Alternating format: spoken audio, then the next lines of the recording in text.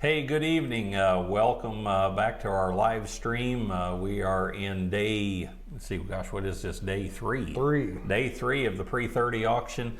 And I'm sitting here with Roger Johnson, and we're going to kind of give you a run through and a little tour of all the signs and chromolithograph prints. A pretty good lineup this year, isn't it, Rod? Great lineup. Yep. Yeah, we had a great lineup last year, and I think it's just as good, if not better, this year. So. Well, not to play to your favorites, but we're gonna cut to that lot number one. Now, give us a history on this, because this is a pretty fantastic piece. It really is. I mean, this was you know, I've talked to a lot of season collectors. These don't come up very often for sale, but this particular, the word is in the John Deere collectors world that these were designed by Henry Dreyfuss to replace the early version, kind of a European Deere. And he designed these while he was doing a lot of tin work for the, his company was for the John Deere company as well. So Dreyfuss was an industrial designer, right? And actually did the Leaping Deer trademark, but then was also involved in tractor design, right, when they styled the tractors. And then I believe it was right up through new generation. It was, stuff. Yeah, and I believe it started late 30s. I think it was 39. Yeah, with the style A's, yeah, style A's and B's. Absolutely. So now what they use these for? Because this wasn't a dealer item. No, there were some of they have showed up in dealers, some of the prominent dealers, you know, like they made for like tractor sales awards or something. So there was a few dealers that got these, but most of them, I believe, this is just my theory on the gold coloring, was more for the executives. You know, potentially could have been for a tractor sales award too, but it's just a really unique item, and just the detail on is what I just really neat. How many of those do you think are known?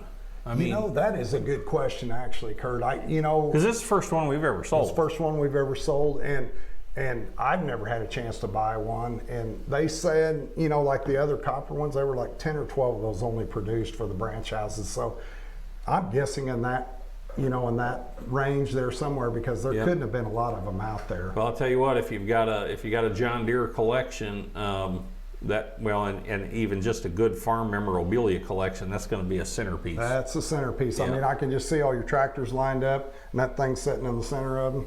Yeah, that'd be killer. Hey, you know, so you got a couple of great deer prints. You know, the stag on the hill. This has always been one of my favorites, Roger. I've got this print in my collection, except mine doesn't have that in the lower right-hand corner. It doesn't have that Deere logo, and it does not have the original placard on the original frame that says Deere vehicles are all right. So there's different variations of this print. Yeah, they're coming out of different branch houses. This is actually a Kansas City one. That's the Kansas City I didn't know logo. that. Yeah, and they made them Oregon, Indianapolis, Deere Weber. I actually have one in my collection from Deere Weber. Nice. Very hard. These two Deere prints are 100% original prints. They have not been messed with. They even got original glass still in the frame. So those are killer pieces. Yeah, you can kind of, you know, that old glass, you can kind of see that wavy stuff going on in there. Both you know, got that going on. Yeah, that's super neat. Thing I do like about the stag on the hill too, that tells the story of John Deere right there. Yeah, it does. That he's standing up on the hill where Deere's house was, called Overlook. Yeah. And he's protecting the factory. I think that stag is looking further up the mountain to see where Oliver's at. So it's my story. I'm sticking to it. So, hey, so you've got both not both, because there's more than two, but you've got two different variations of the Deere porcelain sign. Now, are both these single-sided? Yes, they are. Both single-sided. So you got the four-legged deer. The four-legged deer jumping over the log with the yellow Quality Farm Equipment letters. So that's one variation with four-legged deer, and then the next lot is the three-legged deer with the red letters. So you see the three-legged deer jumping over the logs. So now, which one of those is earlier? Do you know? I believe the three-legged deer. That's what I figured. Yes. Yeah, yes. that's what I figured. So. That's from most general catalogs, which I have a few of those, and it seems to be the earlier one of the two. Right. Gotcha. So you know, great deer stuff. You know, that we're kicking off with. You know, that French daring poster. You know, I know that's not an American piece, but I have we sold one of these I think a couple of years ago at Pre-30, and that's just killer artwork. It really is. It's killer. You know, it's got that little bit of an Art Deco feel to it, and but that's a great piece. You know, now we've got a lot of chromolithograph prints, and then we got a lot of signs, right? And there is some memorabilia kind of sprinkled in there, you know. And one of them, this is that little Cletrac dozer that's sitting on the desk in front of us. And you know, I've been an Oliver guy, Cletrac guy my whole life, and those are exceptionally hard to find. That is the first one that I've ever seen that had the lighter with it. Yeah, you know, the original lighter. Yeah. You know, so that was that held lighter fluid down in there, and it's got a little flint on the end of this, and you struck it and got your flame. So, but that's a great piece. You got the cat on the world, and then there's also a little Remley paperweight, which we'll scroll by here in just a second. Let's talk about some of these super duper lithos, though. I sat and looked at this print for a long time, just kind of laughing. There is a lot going on in that print. There's a lot going on. That's killer. I mean, it's just really neat print. Actually, it's one of my favorites. Yeah. You know, and I know, even not to bring it up, but I know that Deere Manser had some affiliation with the Old Hickory Wagon too. They were a distributor for the Old Hickory Wagons. Didn't know that. Yeah. Yeah, so, didn't know that. So it's got a Deere connection to it too. Right. Yeah, so that's the color in this and the subject matter. I mean, it's all over the board. It's just one of those that you can like stand and look at for a long time. You really so, can. It's a historical piece. Yeah, super pretty neat, Really and original frame. Yes, and that's like I said, it's one of my favorite prints on the auction. But sure. You know, we're going to get down into some. You know, we've got some 2 smalt signs that are exceptionally clean. You know, and smalts, for some of you that don't know at home, is it's the crushed glass, you know, and it had a reflective look. You know, it was painted on with the crushed glass, and then the theory was in the evening or dusk or dawn, you'd be able to see that, and it'd enhance the appearance of the sign. I've got a couple smalt signs, and like when it starts to get dusk and some light hits it, they glow. Yeah, that's pretty cool. You know, now the International Harvester sign, which was right before this one, is probably one of the cleanest ones I've ever seen. Yeah, and smalts did not last. I mean, if it was out in the elements, it ended up kind of fading out. Weather was hard on it. Now the next one, that Advanced Rumley sign, that is a really hard sign to find. Number one, that is the best one I think I've ever seen. It definitely is me. Those do not come up for sale. I mean, you just don't see them. No, you just don't see them, and that one is really a dandy sign. I yes, mean, it's it's you know, when you're buying signs, you always want to buy condition. Absolutely. You know, condition counts, and you're getting a real super high quality one there. We've got another Case Eagle. That's an original Case Eagle. There is that little oil pull paperweight, which we've got setting up at the front of the desk, and those were I learned something at our tractor school open house. Those were actually given out at Rumley oil pull tractor schools. Really? Yeah. Well, there's a piece later on. A guy told me the same thing about. We'll talk about that later. But that's interesting. I did not. You know, realize the guy that told me that, he said, you know, if my dad had brought that paperweight home, I would have had that base chiseled off of that thing, and I would have been down in the dirt playing with that tractor. So you got to think that happened with some of them. You know, there are 2 really special prints that we've got. We're gonna pull this one up. You know, that's a JI case plow company, and it's got Jerome Increase case down there in the lower right hand corner. That is the only time I've ever seen that print. It's a pretty stunning print. I will be honest with you. I have seen one other.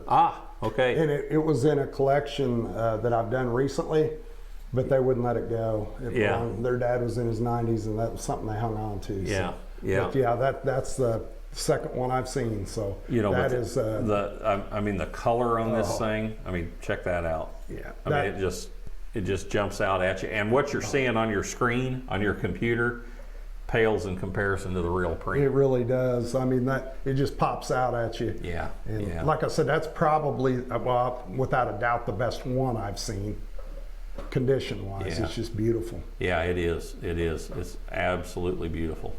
And that's setting at $10,000 right now. So I mean, so somebody else thinks it's beautiful too. Yeah, still got some room there. Right. You know, there's a great Russell print, really popping color on that. But I do want to slip over here. You know, this has been the most popular print so far. You know, it's setting at $20,100 right now. But this Grand Detour. Yeah, and that's got the connection. It's got the connection again. To John Deere. It really does. Yep. I mean, that's an early Deere piece when they're out of Grand Detour when they were established up there. So is this a predecessor to like the Gilpin plow? Yeah, it might have been their version a little bit later, but definitely real similar. Yeah. So yeah, definitely a real similar print. But same color as that case. You know, it's that is really a high quality piece there. It really is, and it's kind of funny, like you said. It's got the Deere connection. It's also got the case connection. So yeah, it's really. There are three prints. Which I encourage you to get into your catalog and pull these up and study them close, because there's a Westinghouse. And then there's two Aumanns with the Monitor steam engine, and that's a really early Aumann steam engine. You look at that graphic. I love this. I love this portable, and it's got the little water wagon behind it pulling the old wooden thresher. That's super cool. I mean, anytime you can get anything mechanical. A steam engine or a cider press or a mill or any horsepower, anytime you can get that on a chromolithograph print, that just makes the price go up. It does. And what people, well, I'm sure a lot of people realize this, but this was actually the earliest form of advertising there was. The poster prints, it predated the signs. So. Oh yeah, so, and really the first time they could put color, out in front of the public. So, a lot of times you'd see these prints hanging in a general store, right? Or, an agency office or something like that. Exactly. Pull back up on that one, Kurt. On which one? The one with the knight in it. That's got a lot of cool color. Oh, you know what? That champion. That is a really the colors on this are super vivid. Oh man! I mean, super vivid. Almost like it's it's almost like it's a tin sign. It really is. It's that bright. The colors are phenomenal. Mm-hmm. I mean, it's just the night, and it's a great poster. Yeah. It really is. It really is. Hey, Dano, can you cut to a commercial real quick? And we're going to continue on with the Advanced Banner Boy, and we're going to get into some of the high quality case pieces. Okay. Right after this message. Join us for Old Iron Adventures as we follow the Aumann Auctions crew across the United States from California to South Carolina. It's a road trip adventure showing the challenges each auction brings, a behind-the-scenes look, history lessons, and plenty of interesting characters along the way. We look at all things vintage power, antique tractors, vintage cars and trucks, motorcycles, signs, and memorabilia. Don't miss it on RFD TV. One of the most iconic trademarks in all of old farm memorabilia is the Advanced Banner Boy. So that was the Advanced threshers and steam engines. Which later has the ties to Advance Rumley, right? And that is a that's a great piece. The colors on the banner boy have always been great, because that even showed up on like little celluloid match safes and watch fobs, and you saw it in the early literature and stuff. So, you know, if you're a Rumley man, that is a piece to have. Now, we already showed that early JI case lithograph. Roger, you got a lot of case stuff in this auction. It's case heavy, right? Yes, it is. Yep, we got a lot of good case stuff. We got the 10 litho sign with the eagle, and then we got the canvas banner too, that 3x5 banner. That's something that I've never seen one. I've never seen one either. I've never seen one. You know, that's and it probably down in the yellow is where the dealer's name would have been. Yes. You know, so that was probably used for exhibitions or fairs or you know, something like that. So yeah, I believe, like you said, that's the first one of those I've ever seen. yeah, it's a good piece. Piece. Like I said, the 10 litho with eagle on the globe there, those are right. Hard to come by. Right. Really interesting Fairbanks gas engine sign. That is. You know, I mean, anytime you get a sign with even one graphic of Fairbanks of any engine, right, is great. You know, and you've got several on there. Lot 528 is an International Harvester Bettendorf. That's a really wagon good print piece too, isn't it? I mean, you don't see a lot of wagon prints come up. No, not a lot. We've got that Louisville in here, and that Bettendorf. And that Bettendorf print even has the round IHC logo. Yeah, on it, that's so. what I like on it too. I mean, it shows you the difference. You know, it was affiliated with the International Harvester Company. Right. 530 and 531. We have had the 530 lot number 530. That's the Bevel Gear Altman Taylor print. We've had that one before. I mean, they don't come up often, but there are a few out there. 531, however, and I think that's the one that's hanging up behind us. Here. 531 has got that extra little scene on the print, you know, and that's super neat. That's the first time I'd seen that one. Me too. Me and Dan were talking about that earlier, and I told him he likes the other one better, and I told him I like this one better because I like that scene in the corner. You know, I just now noticed the threshing machines are reversed. Yeah. On those. Yeah, it's a little bit different prints. So print. it is. It's just a little different print. Yeah. You know, get in your catalog, folks, and scroll down through the rest of those posters. There's a lot of great ones in there. Some calendars. 540 is a really neat piece. I think that's an oversized French poster. It's very Art Nouveau looking. Yeah. You know, I thought that was kind of neat.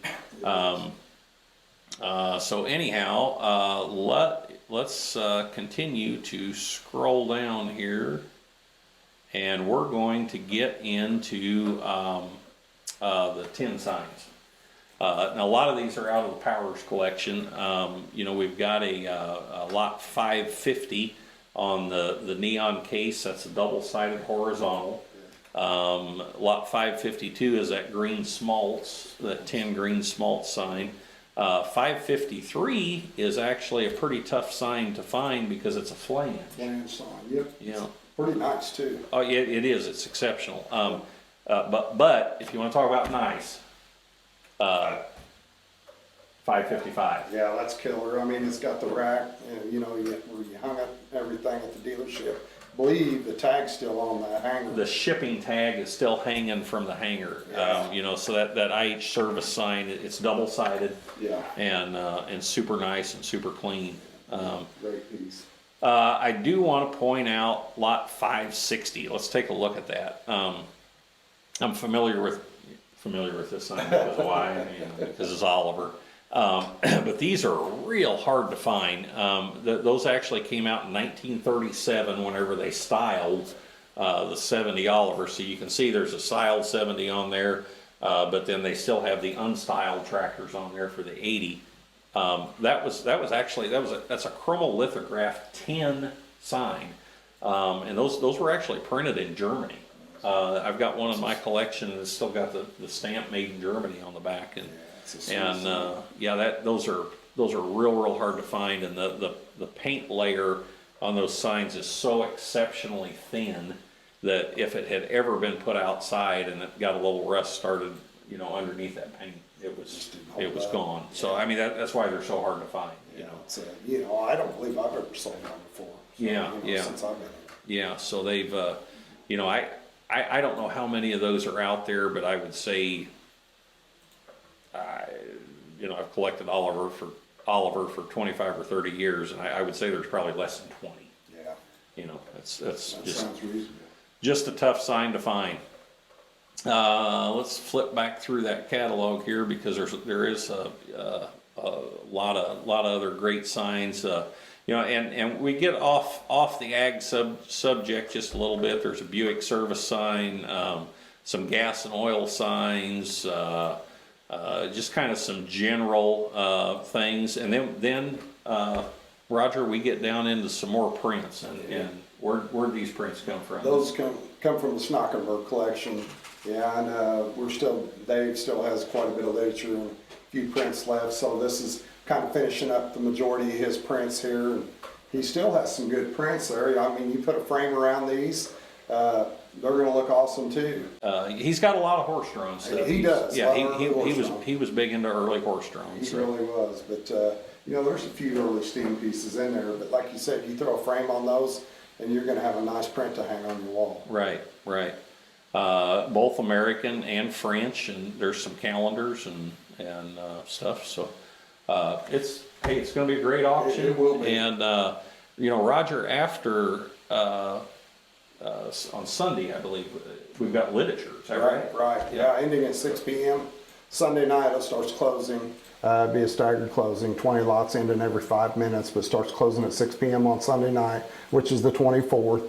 A lot of great literature too. I mean, get through and look at that whole calendar because we got nearly 600 lots on that catalog. So make sure you check it out. A lot of great cat items in there, whole, best. There's early gas, steam, even some marine stuff in there. Some memorabilia items. There's some more deer items in there too, and other brands. So just get in there. Make sure you check out everything. I don't want anybody to miss out on something. I know it's a big catalog, but 500 and some odd lots. Yeah. So get in there and root around, and you'll find some great stuff. Make sure to pick off one of those prints. It looks great in your office or house. I can attest to that. yes, me too. All right, so thanks a lot, and we will enjoy bidding, and we'll see you soon.